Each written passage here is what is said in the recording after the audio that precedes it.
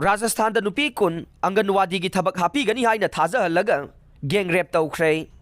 Rajasthan gi Sirohi Municipal Council gi chairperson Mahendra Mewada amasung hanagi Municipal Commissioner Mahendra Chowdhury ani gi mathakta geng rape ki case ama laukhatkre. Miyoi ani asigi mathakta Anganwadi gi thabak hapigani haina thajahalaga chaurangna nupi kunlom geng rape tawkhi haina maral sire.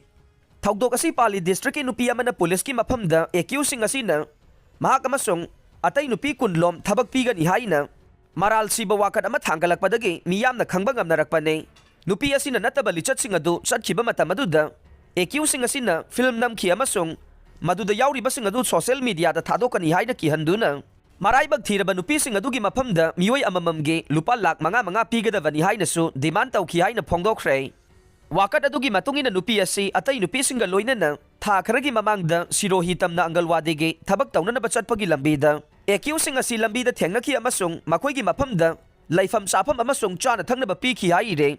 Makoina pizari bachinjak sing aduda pangthanaba hidak yansinbadagi madu charuraba matungda gyan mangduna leiringaida nupi sing asigi maphamda accusing asina nataba lichat sing adu chatkhiwani haina su mahakna makha tana maral sikhre.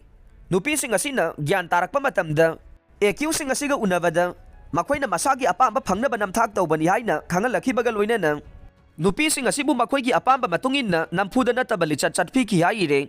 Deputy Superintendent of Police Paras Chowdhury na nupi sing asi mamangda aranba complain ama thangatki haina phongdokhe.